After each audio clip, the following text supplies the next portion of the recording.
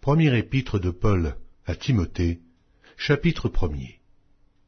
Paul, apôtre de Jésus-Christ, par ordre de Dieu notre Sauveur et de Jésus-Christ notre espérance. À Timothée, mon enfant légitime en la foi, que la grâce, la miséricorde et la paix te soient données de la part de Dieu le Père et de Jésus-Christ notre Seigneur. Je te rappelle l'exhortation que je te fis à mon départ pour la Macédoine, lorsque je t'engageais à rester à Éphèse, afin de recommander à certaines personnes de ne pas enseigner d'autres doctrines, et de ne pas s'attacher à des fables et à des généalogies sans fin, qui produisent des discussions plutôt qu'elles n'avancent l'œuvre de Dieu dans la foi. Le but du commandement, c'est une charité venant d'un cœur pur, d'une bonne conscience et d'une foi sincère.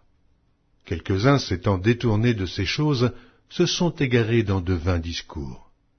Ils veulent être docteurs de la loi, et ils ne comprennent ni ce qu'ils disent, ni ce qu'ils affirment.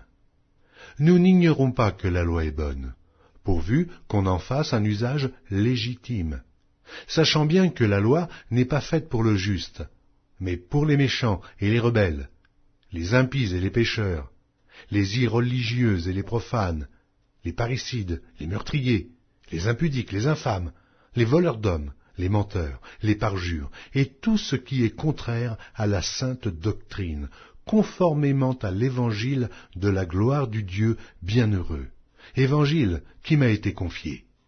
Je rends grâce à celui qui m'a fortifié, à Jésus-Christ notre Seigneur, de ce qu'il m'a jugé fidèle, en m'établissant dans le ministère, moi qui étais auparavant un blasphémateur, un persécuteur, un homme violent, mais j'ai obtenu miséricorde, parce que j'agissais par ignorance, dans l'incrédulité. Et la grâce de notre Seigneur a surabondé, avec la foi et la charité qui est en Jésus-Christ. C'est une parole certaine et entièrement digne d'être reçue, que Jésus-Christ est venu dans le monde pour sauver les pécheurs, dont je suis le premier. Mais j'ai obtenu miséricorde, afin que Jésus-Christ fit voir en moi le premier toute sa longanimité, pour que je servisse d'exemple à ceux qui croiraient en lui pour la vie éternelle. Au roi des siècles, immortel, invisible, seul Dieu, soit honneur et gloire au siècle des siècles. Amen. Le commandement que je t'adresse, Timothée, mon enfant, selon les prophéties faites précédemment à ton sujet, c'est que, d'après elles, tu combattes le bon combat, en gardant la foi et une bonne conscience. Cette conscience, quelques-uns l'ont perdue, et ils ont fait naufrage par rapport à la foi. De ce nombre sont Hyménée et Alexandre, que j'ai livrés à Satan, afin qu'ils apprennent à ne pas blasphémer.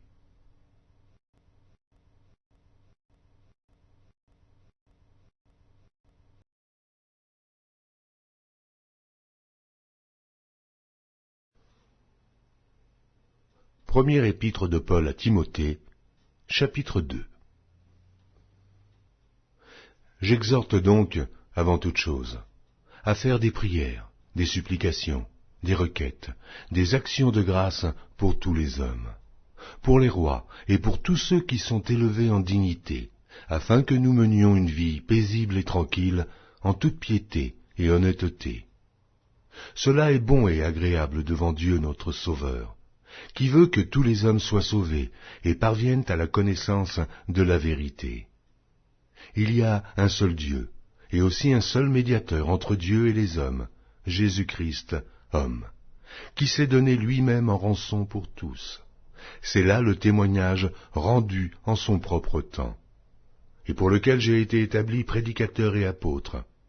Je dis la vérité, je ne mens pas, chargé d'instruire les païens dans la foi et la vérité. Je veux donc que les hommes prient en tout lieu, en élevant des mains pures, sans colère, ni mauvaise pensée. Je veux aussi que les femmes, vêtues d'une manière décente, avec pudeur et modestie, ne se parent ni de tresses, ni d'or, ni de perles, ni d'habits somptueux, mais qu'elles se parent de bonnes œuvres, comme il convient à des femmes qui font profession de servir Dieu.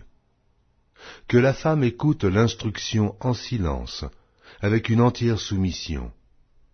Je ne permets pas à la femme d'enseigner, ni de prendre de l'autorité sur l'homme, mais elle doit demeurer dans le silence. Car Adam a été formé le premier, Ève ensuite. Et ce n'est pas Adam qui a été séduit, c'est la femme qui, séduite, s'est rendue coupable de transgression. Elle sera néanmoins sauvée en devenant mère, si elle persévère avec modestie dans la foi, dans la charité et dans la sainteté.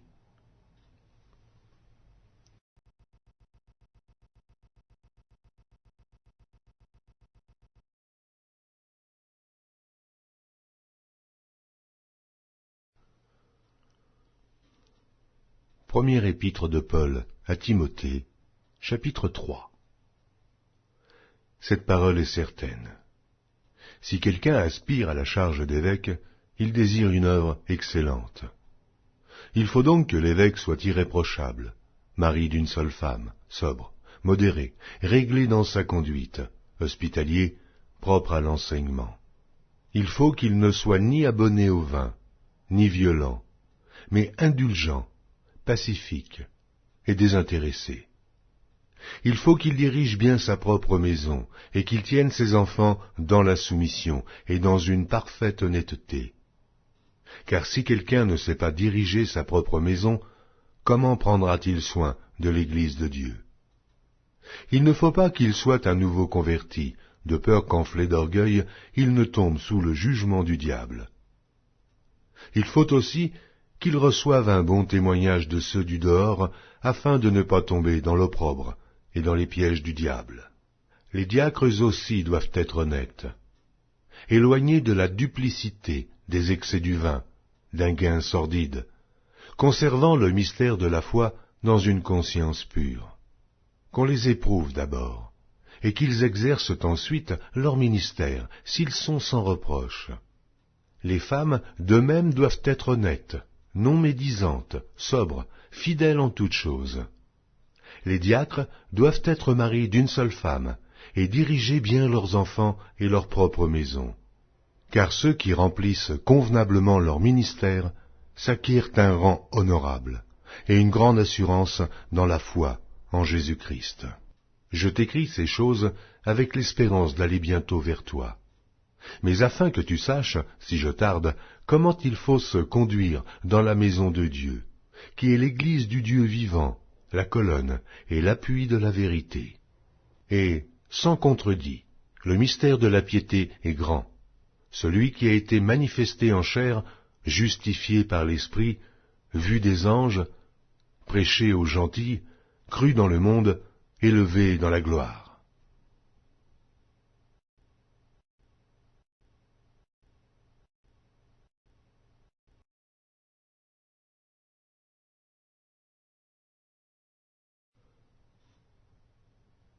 Première épître de Paul à Timothée, chapitre 4.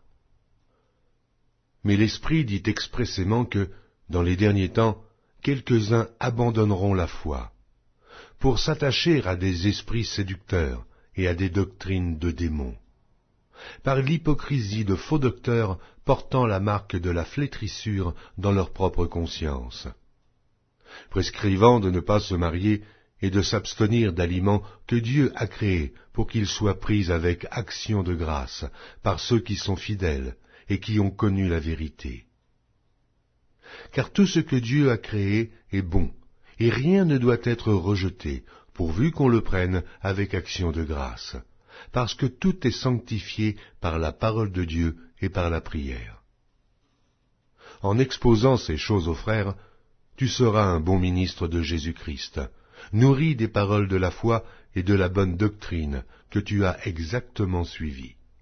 Repousse les contes profanes et absurdes. Exerce-toi à la piété, car l'exercice corporel est utile à peu de choses, tandis que la piété est utile à tous, ayant la promesse de la vie présente et de celle qui est à venir.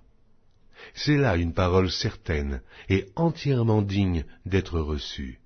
Nous travaillons en effet, et nous combattons, parce que nous mettons notre espérance dans le Dieu vivant, qui est le Sauveur de tous les hommes, principalement des croyants.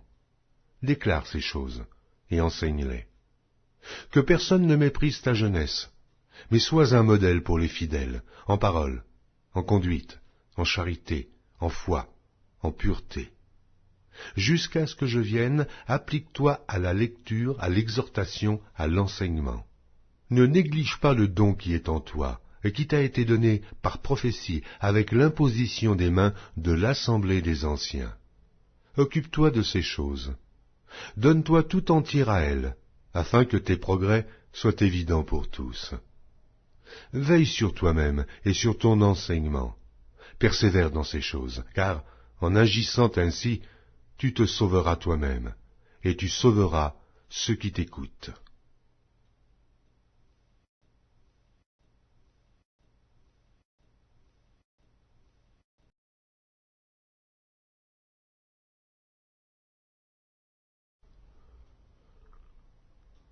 Première épître de Paul à Timothée, chapitre 5. Ne réprimande pas rudement le vieillard, mais exhorte-le comme un père. Exhorte les jeunes gens comme des frères, et les femmes âgées comme des mères, celles qui sont jeunes comme des sœurs, en toute pureté. Honore les veuves qui sont véritablement veuves. Si une veuve a des enfants ou des petits-enfants, qu'ils apprennent avant tout à exercer la piété envers leur propre famille, et à rendre à leurs parents ce qu'ils ont reçu d'eux, car cela est agréable à Dieu. Celle qui est véritablement veuve, et qui est demeurée dans l'isolement, met son espérance en Dieu, et persévère nuit et jour dans les supplications et les prières. Mais celle qui vit dans les plaisirs est morte, quoique vivante. Déclare-leur ces choses, afin qu'elles soient irréprochables. Si quelqu'un n'a pas soin des siens, et principalement ceux de sa famille, il a renié la foi, et il est pire qu'un infidèle. Qu'une veuve, pour être inscrite sur le rôle, n'ait pas moins de 60 ans, qu'elle ait été femme d'un seul mari, qu'elle soit recommandable par de bonnes œuvres, ayant élevé des enfants, exercé l'hospitalité, lavé les pieds des saints, secouru les malheureux, pratiqué toute espèce de bonne œuvre. Mais refuse les jeunes veuves, car, lorsque la volupté les détache du Christ, elles veulent se marier, et se rendent coupables en ce qu'elles violent leur premier engagement. Après cela, étant oisives, elles apprennent à aller de maison en maison. Et non seulement elles sont oisives, mais encore causeuses et intrigantes, disant ce qu'il ne faut pas dire. Je veux donc que les jeunes gens se marient, qu'elles aient des enfants, qu'elles dirigent leur maison, qu'elles ne donnent à l'adversaire aucune occasion de médire, car déjà, quelques-unes se sont détournées pour suivre Satan. Si quelque fidèle, homme ou femme, a des veuves, qui les assiste, et que l'Église n'en soit point chargée, afin qu'elle puisse assister celles qui sont véritablement veuves. Que les anciens qui dirigent bien soient jugés dignes d'un double honneur, surtout ceux qui travaillent à la prédication et à l'enseignement. Car l'Écriture dit « Tu n'emmuselleras point le bœuf quand il foule le grain, et l'ouvrier mérite son salaire. » Ne reçois point d'accusation contre un ancien, si ce n'est sur la déposition de 2 ou 3 témoins. Ceux qui pêchent, reprends-les devant tous, afin que les autres aussi éprouvent de la crainte. Je te conjure devant Dieu, devant Jésus-Christ, et devant les anges élus, d'observer ces choses sans prévention, et de ne rien faire par faveur.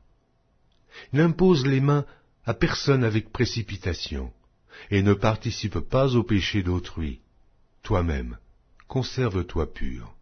Ne continue pas à ne boire que de l'eau, mais fais usage d'un peu de vin à cause de ton estomac et de tes fréquentes indispositions. Les péchés de certains hommes sont manifestes, même avant qu'on les juge, tandis que chez d'autres, ils ne se découvrent que dans la suite. De même, les bonnes œuvres sont manifestes, et celles qui ne le sont pas ne peuvent rester cachées.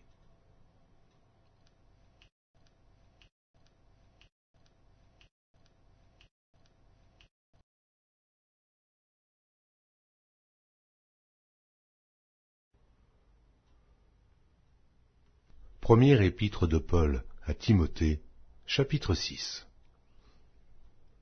Que tous ceux qui sont sous le joug de la servitude regardent leur maître comme digne de tout honneur, afin que le nom de Dieu et la doctrine ne soient pas blasphémés. Et que tous ceux qui ont des fidèles pour maîtres ne les méprisent pas, sous prétexte qu'ils sont frères, mais qu'ils les servent, d'autant mieux que ce sont des fidèles et des bien-aimés qui s'attachent à leur faire du bien. Enseigne ces choses, et recommande-les. Si quelqu'un enseigne de fausses doctrines et ne s'attache pas aux saines paroles de notre Seigneur Jésus-Christ et à la doctrine qui est selon la piété, il est enflé d'orgueil. Il ne sait rien. Et il a la maladie des questions oiseuses et des disputes de mots, d'où naissent l'envie, les querelles, les calomnies, les mauvais soupçons, les vaines discussions d'hommes corrompus d'entendement, privés de la vérité et croyant que la piété est une source de gain. C'est en effet une grande source de gain que la piété, avec le contentement. Car nous n'avons rien apporté dans le monde, et il est évident que nous n'en pouvons rien emporter. Si donc nous avons la nourriture et le vêtement, cela nous suffira. Mais ceux qui veulent s'enrichir tombent dans la tentation, dans le piège, et dans beaucoup de désirs insensés et pernicieux qui plongent les hommes dans la ruine et la perdition. Car l'amour de l'argent est une racine de tous les maux. Et quelques-uns, en étant possédés, se sont égarés loin de la foi, et se sont jetés eux-mêmes dans bien des tourments. Pour toi, homme de Dieu, fuis ces choses, et recherche la justice, la piété, la foi, la charité, la patience, la douceur. Combat le bon combat de la foi. Saisis la vie éternelle, à laquelle tu as été appelé, et pour laquelle tu as fait une belle confession en présence d'un grand nombre de témoins. Je te recommande devant Dieu, qui donne la vie à toutes choses, et devant Jésus-Christ, qui fit une belle confession devant Ponce Pilate, de garder le commandement et de vivre sans tache, sans reproche, jusqu'à l'apparition de notre Seigneur Jésus-Christ, que manifestera en son temps le bienheureux et seul souverain, le roi des rois et le Seigneur des seigneurs, qui seul possède l'immortalité, qui habite une lumière inaccessible, que nul homme n'a vue ni ne peut voir, à qui appartiennent l'honneur et la puissance éternelle. Amen. Recommande aux riches du présent siècle de ne pas être orgueilleux, et de ne pas mettre leur espérance dans des richesses incertaines, mais de la mettre en Dieu, qui nous donne avec abondance toutes choses pour que nous en jouissions. Recommande-leur de faire du bien, d'être riches en bonnes œuvres, d'avoir de la libéralité et de la générosité, et de s'amasser ainsi pour l'avenir un trésor placé sur un fondement solide, afin de saisir la vie véritable.